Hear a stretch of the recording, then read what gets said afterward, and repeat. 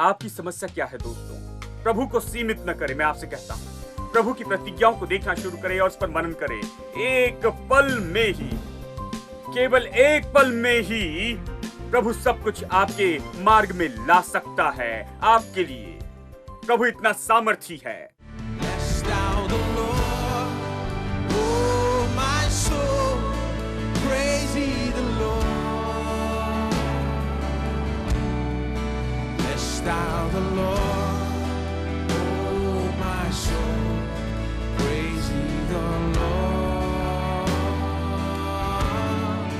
Bless thou the Lord, oh my soul, praise ye the Lord. Bless thou the Lord, oh my soul, praise ye the Lord. Bless him. Bless thou the Lord, oh my soul, praise ye the Lord. Bless thou the Lord, oh my soul, praise ye the Lord. Bless thou the Lord, oh my soul, praise ye the Lord. Bless thou the Lord, oh my soul, praise ye the Lord. Let's see one more time.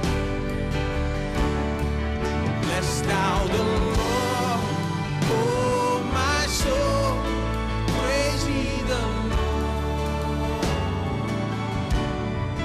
Bless thou the Lord, oh my soul, praise ye the Lord. Lift up your hands, your voices. Bless thou the Lord, oh my soul, praise ye the Lord. Bless thou the Lord, oh my soul, praise ye the Lord.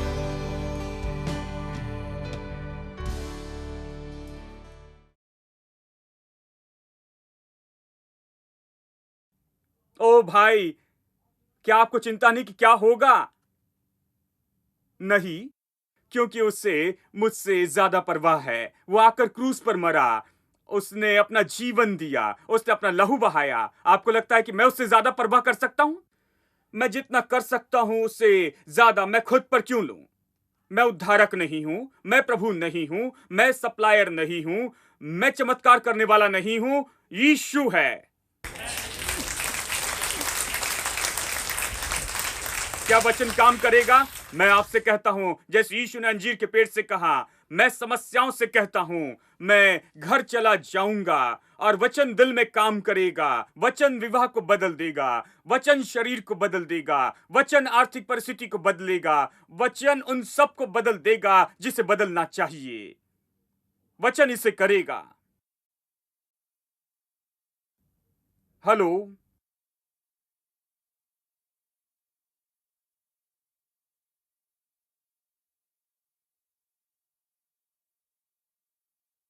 मैंने इसे सीखा है जब मैं Bible college से निकल रहा था। जानते हैं, मैंने प्रचारकों की संख्या के बारे में जानकारी पाई।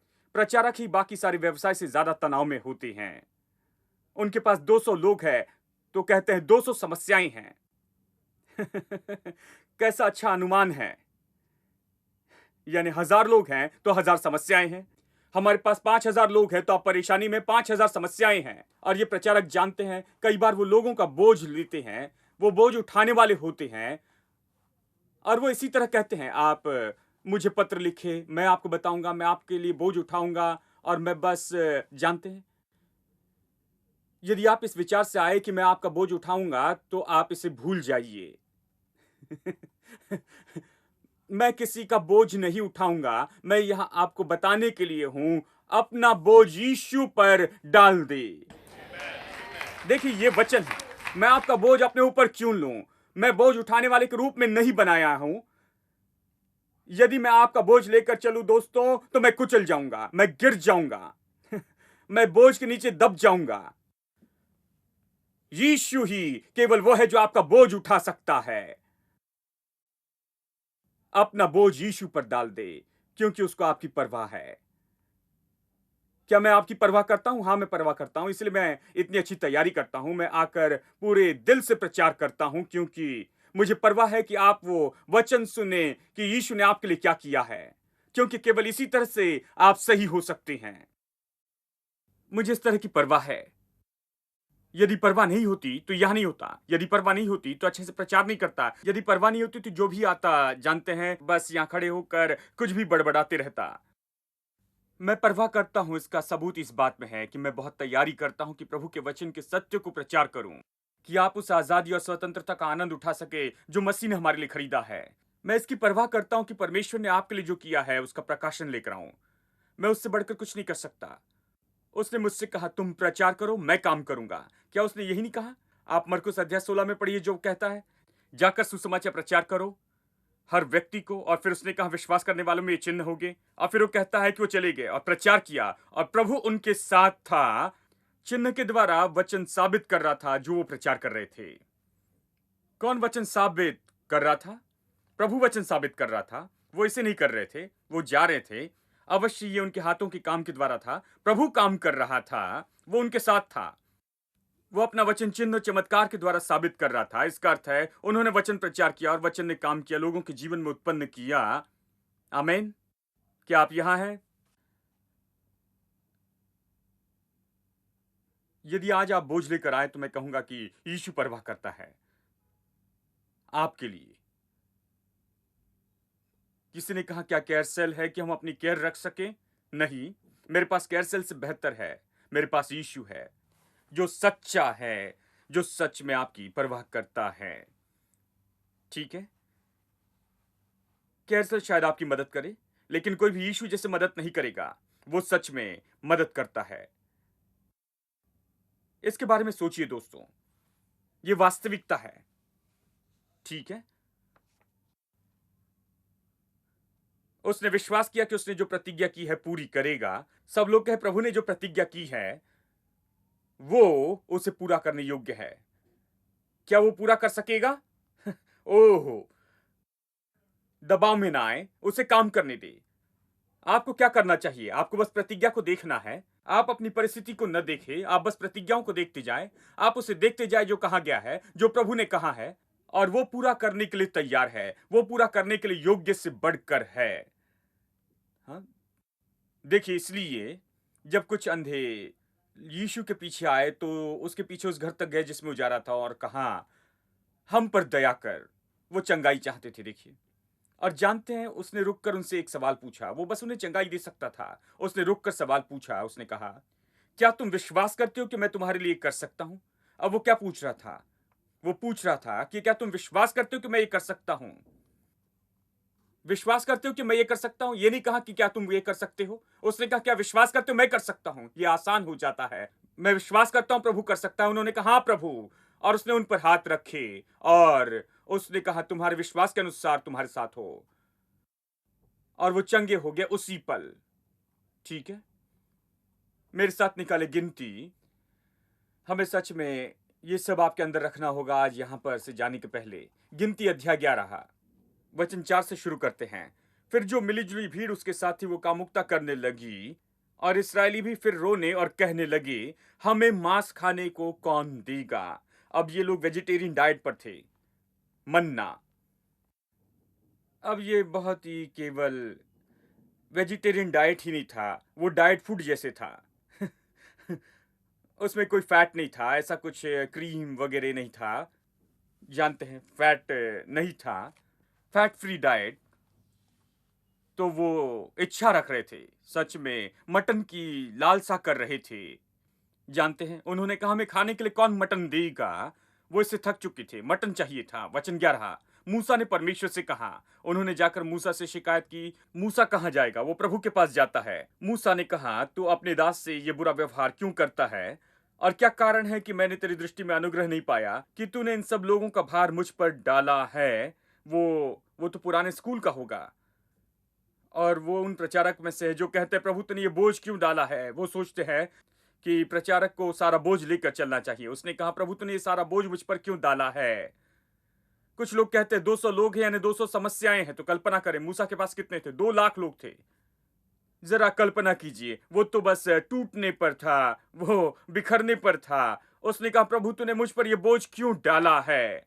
क्या ये सब लोग मेरी ही कोख में पड़े थे? क्या मैंने इनको उत्पन्न किया? जो तू मुझसे कहता है कि जैसे पिता दूध पीते बालक को अपनी गोद में उठाए उठाए फिरता है, तू ये कहता है कि इन्हें इस देश में लेकर जा।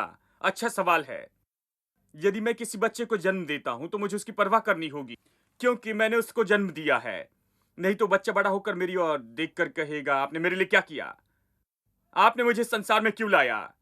यदि आप इस संसार में बच्चे को लाते हैं तो ये सच्चाई कि आपके बच्चे को संसार में लाया है, आप उस बच्चे की भलाई के लिए जिम्मेदार होते हैं। आपको बच्चे के लिए प्रयोजन करना है, बच्चे के लिए सब कुछ करना होगा। अब मूसा ने क्या कहा? क्या मैंने इन लोगों को संसार में लाया है? प्रभु तूने इन्हें संसार में लाया है। इसलिए नए साल के संदेश में परमेश्वर ने कैसे कहा, मैंने तुम्हें बनाया और आकार दिया है, इसलिए मैं तुम्हारी मदद करूंगा, प्रभु कहता है। देखिए वो जिम्मेदारी महसूस करता है। वो जिम्मेदारी क्यों महसूस करता है? क्योंकि उसने उन्हें बनाया और आकार दिया। वो कहता है मैं तुम्हारी मदद करूंगा। ठीक है, मैंने तुम्हें बनाया है, मैं जिम्मेदारी महसूस करता हूं।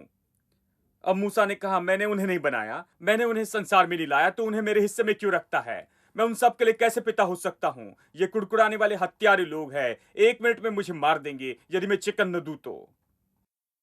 वचन 13 कि इन सब लोगों को दूं और ये कह कहकर मेरे पास रो रहे हैं कि तू हमें मांस खाने को दे, मांस खाने को दे। वचन 18, कहानी वचन 18 में आगे बढ़ती है और लोगों से कहे कि कल के लिए अपने को पवित्र करो, तब तुम्हें मांस खाने को मिलेगा। क्योंकि तुम यहोवा के सामने यह कहकर रोए हो कि हमें मांस खाने को कौन देगा? हम मिस्र में ही भले थे, इसलिए यहोवा तुमको मांस खाने को देगा और तुम खाना। और फिर तुम 1 दिन या 2 दिन या 5 या 10 या 20 दिन नहीं, इतने ही दिन नहीं खाओगे। अब इसे सुनिए, परंतु महीने भर उससे खाते रहोगे जब तक वो तुम्हारे नथनों से निकलने न लगे और तुमको उससे घृणा ना हो जाए, क्योंकि तुम लोगों ने यहोवा को जो तुम्हारे मध्य में तुच्छ जाना और ये कहकर रोए कि हम मिस्र से क्यों निकल आए। देखिए प्रभु ने मूसा से कहा कि जाकर लोगों से कहना कि वो मटन खाएंगे, क्योंकि वो जाकर प्रभु के सामने रोता है। लोग उसके सामने रोए थे। वो जाकर प्रभु से कहता है तूने ये बोझ मुझ पर क्यों डाला है? मैं इन्हें कहां से मटन दूं और ये सब। और प्रभु ने कहा लोगों से कहना मैं तुम्हें मटन दूंगा। 1 दिन 2 दिन नहीं, 10 दिन 20 दिन नहीं, मैं पूरे 1 महीने तक दूंगा, जब तक उनके नाक से न निकल जाए। दिन में 3 बार मटन दूंगा। उन्हें मटन चाहिए, मैं मटन दूंगा, वो कहता है। अब मूसा को अब सुनिए, यदि आप मूसा की जगह होते तो क्या करते? यदि प्रभु ने कहा कि मैं मटन दूंगा तो वो मुझे संतुष्ट करेगा, खैर उसे मटन देगा, कोई फर्क नहीं पड़ता कि इसे कैसे करेगा, क्योंकि उसने कहा है कि वो देगा तो वो इसे करने योग्य है, क्योंकि वो इसे करने के लिए अच्छा योग्य है। उसने जो प्रतिज्ञा की है उससे पूरा करने योग्य है। तो उसने कहा 1 महीना मटन, क्या वो इसे करेगा? इसे सुनिए, वचन 22, वचन 21। मूसा ने कहा जिन लोगों के बीच में मैं हूं उनमें से 6 लाख तो प्यादे ही हैं। वो वयस्क पुरुषों के बारे में कह रहा है, केवल पुरुष ही जो है वो 6 लाख थे। ठीक है, और तूने कहा कि मैं मांस दूंगा। लगभग 20 लाख लोग थे, कुछ इतने ही थे। और उसने कहा केवल वयस्क पुरुष जो लोग सच में खा सकते थे वो 6 लाख थे। और तूने कहा है कि मैं उन्हें इतना मांस दूंगा कि वो महीना भर उसे खाते ही रहेंगे।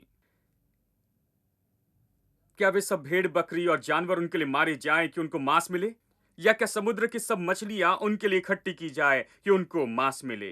वो परमेश्वर से पूछ रहा है तू इसे कैसे करेगा? अच्छी बात है। उसने कहा 1 महीना मटन, हम इसे कैसे करेंगे? यदि हम अपने सारे जानवर मार दे तो क्या काफी होगा, या हम समुद्र की सारी मछलियां पकड़ ले तो इन लोगों के लिए 1 महीना खिलाने के लिए काफी होगा?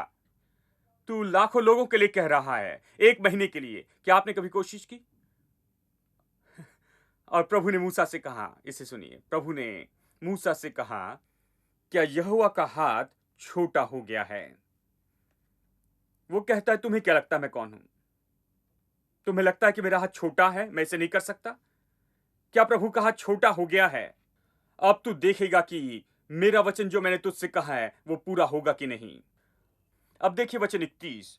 देखिए हम में से बहुत से लोग चिंता करते हैं कि ये कैसे पूरा होगा। लोग कहते हैं देखिए भाई आप कह रहे हैं कि मैं कैसे इससे आजाद हो सकता हूं, मुझे पता नहीं, मैं नहीं देख सकता कि ये कैसे होगा। बहुत बुरा है, आप नहीं देख सकते। विश्वास कीजिए। आपको बैठकर चिंता करने की जरूरत नहीं कि ये कैसे होगा। एक भाई ने कहा, आपने कर्ज से आजाद होने के बारे में सिखाया। मुझे पता नहीं ये कैसे होगा भाई। जानते हैं, मेरे जीवन में कभी नहीं सोच सकता हूं जिसमें ये पूरा हो सकता है। ये तो असंभव है। मेरी परिस्थिति में मैं कर्ज में इतना डूब चुका हूं, मुझे पता नहीं कि मैं इससे कैसे निकलूं। खैर, इससे फर्क नहीं पड़ता कि वो इसे कैसे पूरा करेगा, वो पूरा करेगा। आप परमेश्वर की प्रतिज्ञाओं को देखते चले जाएं। देखिए, हम खुद के आगे निकल जाते हैं और हमसे जो अपेक्षा की जाती है उससे ज्यादा ही करते हैं। हमें प्रतिज्ञाओं की ओर देखना है, वो पूरा करने वाला है। उसे काम करने दे, आप बस विश्वास करें। ठीक है। अब देखिए वचन 31, देखिए प्रभु इसे कैसे पूरा करता है।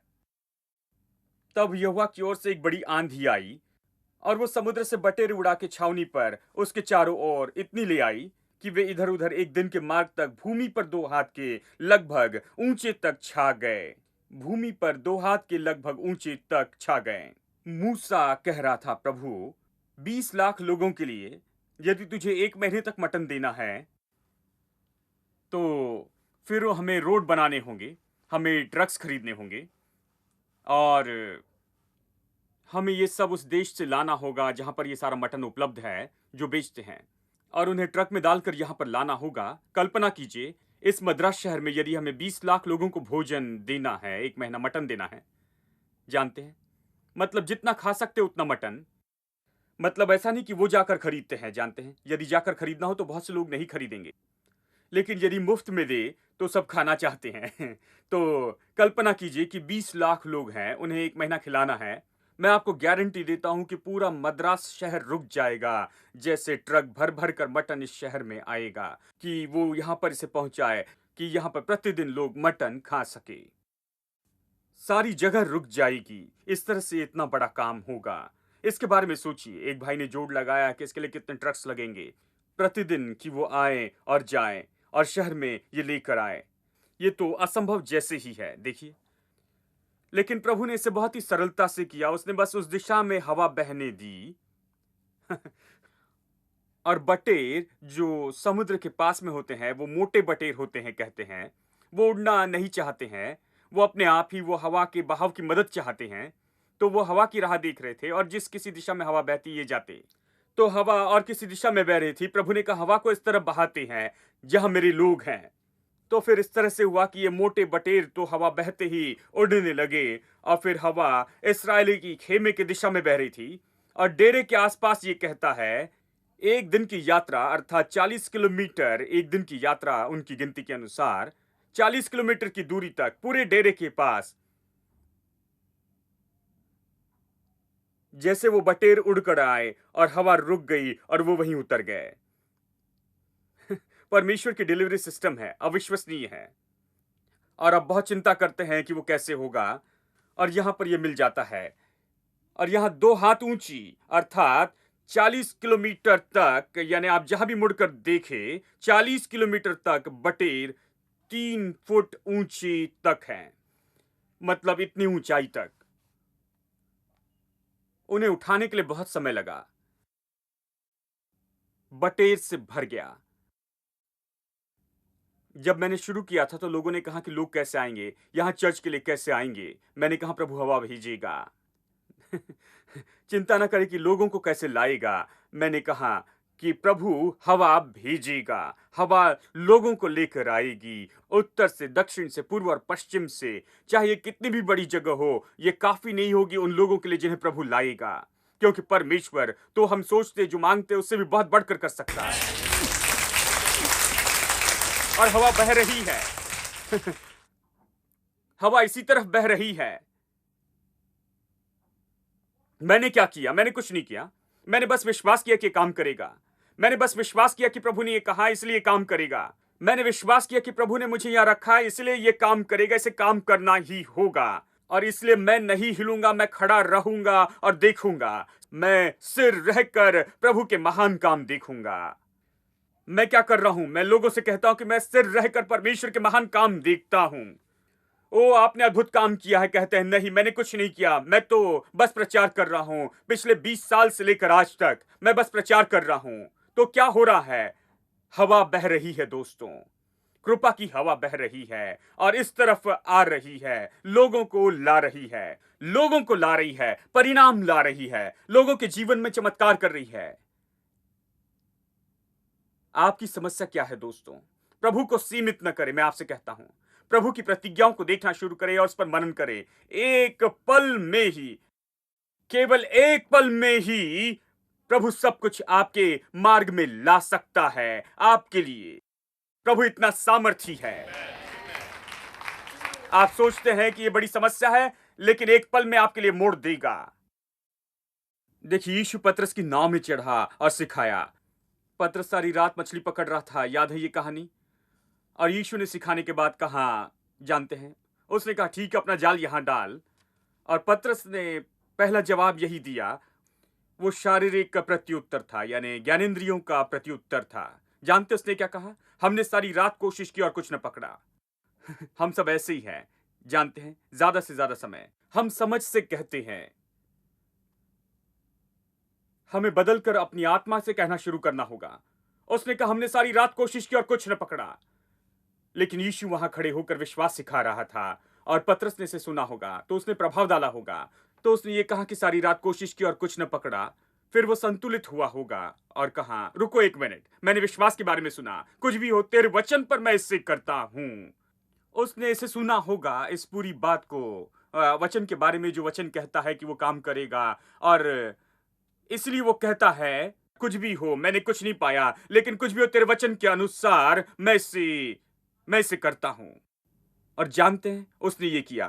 खासकर उस जगह पर रात को मछली पकड़ते हैं, क्योंकि यदि मछली जाल देखे तो चली जाएगी। दिन के समय में, रात के समय मछली धोखे से जाल में आ जाती है, क्योंकि वो नहीं देख सकते। अब यहां दिन के समय यीशु कहता है कि जाल डाल, और ऐसे दिखता था कि सारी मछलियां इच्छा से आई। सारी मछलियों ने आज्ञा मानी इस मनुष्य की, और हर तरफ से वो बस जाल में आ गई, जाल भरने लगी और जाल फटने लगे और दूसरी नाव को बुलाना पड़ा, दूसरी नाव भी भर गई।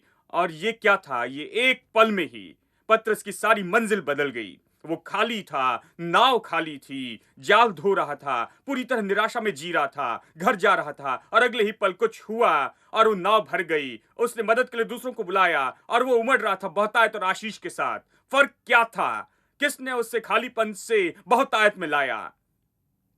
मैं आपको बताऊं, विश्वास, परमेश्वर के जैसे विश्वास। उसने इसे खोजा,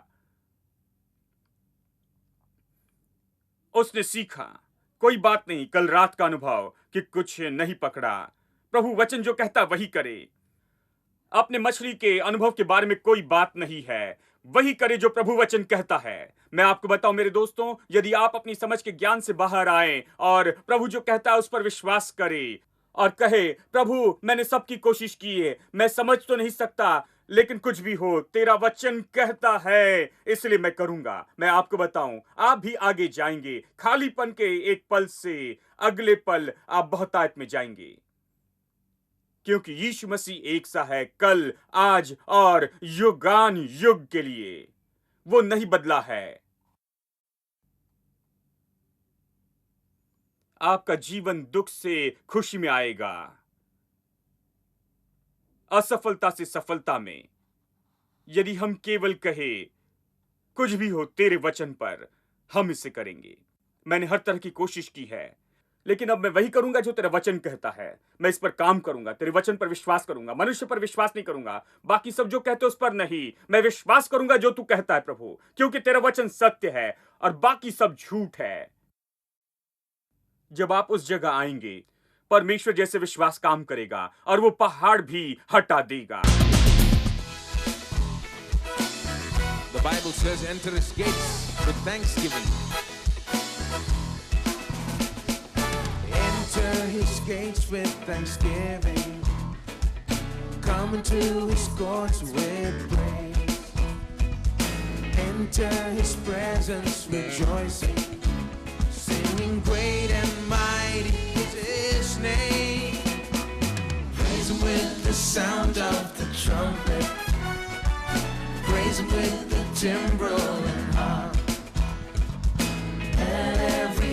worship in heaven and lift the sound of praise, sing with all their heart. For the Lord is good. For the Lord is good. For the Lord is good. For the Lord is good. For the Lord is good, and His mercy endureth forever. For the Lord is good. For the Lord is good. For the Lord is good. For the Lord is good. For the Lord is good, and His mercy endureth forever.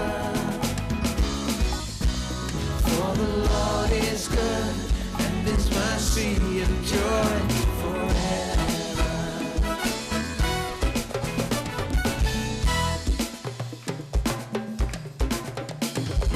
Jesus the Son is exalted, maker of everything. Come now and bow down before Him. Lift your hands in praise, raise your voice to sing. For the Lord is good. For the Lord is good. For the Lord is good. For the Lord is good. For the Lord is good, and His mercy endureth forever. For the Lord is good. For the Lord is good. For the Lord is good. For the Lord is good. For the Lord is good, and His mercy endureth forever. For the Lord is good. For the Lord is good. For the Lord is good. For the Lord is good. For the Lord is good. For the Lord is good, and His mercy endureth forever. Everybody, the Lord is good. For the Lord is good. For the Lord is good. For the Lord is good.